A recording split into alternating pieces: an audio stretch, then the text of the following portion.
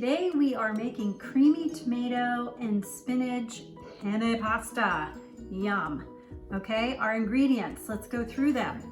You're going to want to have a little bit of water to moisten the pan next to the sink. Okay, we're using 1 onion, okay, that's diced. We're using 3 garlic cloves, 2 tablespoons of tomato paste, 1 pint of grape tomatoes or cherry tomatoes, or really any tomatoes that you have are fine. Salt and pepper to taste, which is optional. 2 cups of vegetable broth, and I made broth using the Better Than Bouillon vegetable broth. 2.5 cups of soy milk. You can use any type of unsweetened dairy milk. About 16 ounces, 1 pound of pasta. We're going to use Penne, and this is the brand that I'm using, Barilla. About 5 or 6 ounces of fresh spinach. Okay, this has been washed, it's ready to go. We're going to use some nutritional yeast, okay, to give it a cheesy flavor. And some optional ingredients to add at the end. If you want your pasta to be a little bit more saucy, you can add some tomato sauce, some vegan Parmesan, some fresh chopped basil, and if you want a little bit of heat, you can add some crushed red pepper. Okay, let's get cooking. I decided to use a large saute pot and with a glass lid so I can watch the pasta cooking. And I have my handy glass of water by the stove, and I'm just gonna add a little bit of that so that the pan is moist.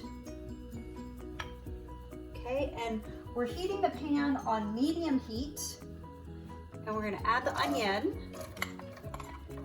and cook it for 3 to 5 minutes. Okay, so the onion is starting to get nice and soft. I'm gonna go ahead and add the garlic and the tomato paste. And I'm gonna stir that in. This is gonna be our flavor base for the dish.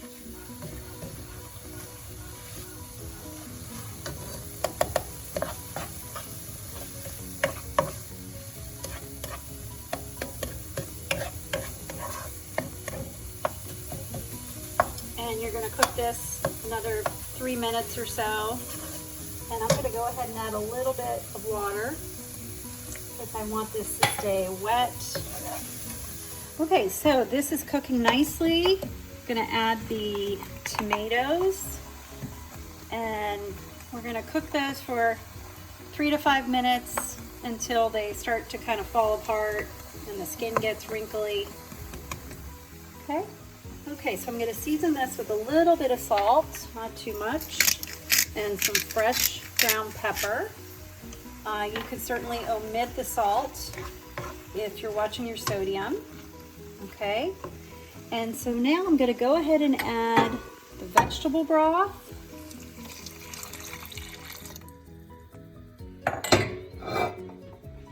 And the soy milk. Non-dairy milk. Make sure it's unsweetened, or else your pasta dish is going to taste kind of sweet. And the pasta all goes in one pot.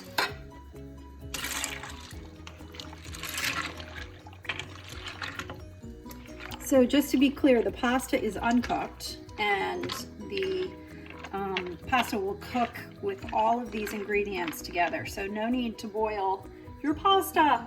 Okay, so now we are going to bring that to a boil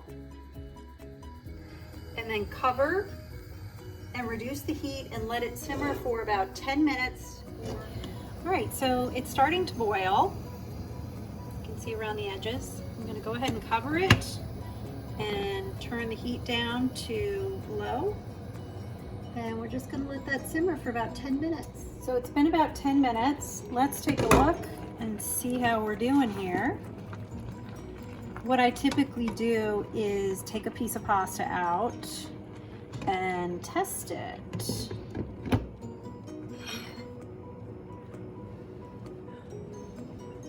See if it's done. Yep. Delicious. All right, so I'm going to turn off the heat. Let's go ahead and add the spinach. Now this looks like a lot of spinach. It is a lot of spinach, but it's going to wilt. And it's not going to look like so much after it's wilted. I'm just going to put that in here. And stirring it will help to wilt the spinach. See, this is why you need a really big pot. Spinach is wilted. Okay, so now I'm adding 1/3 of a cup of nutritional yeast.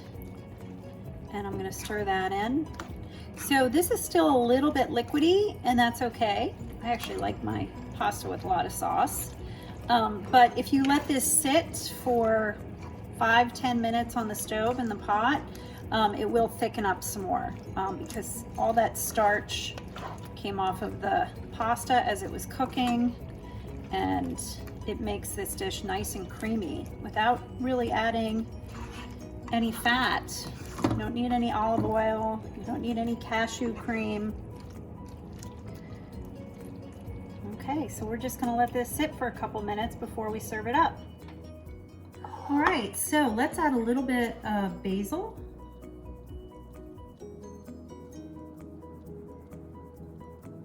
And I have some homemade vegan Parmesan cheese, which is just ground up almonds with onion powder, garlic powder, salt, and nutritional yeast.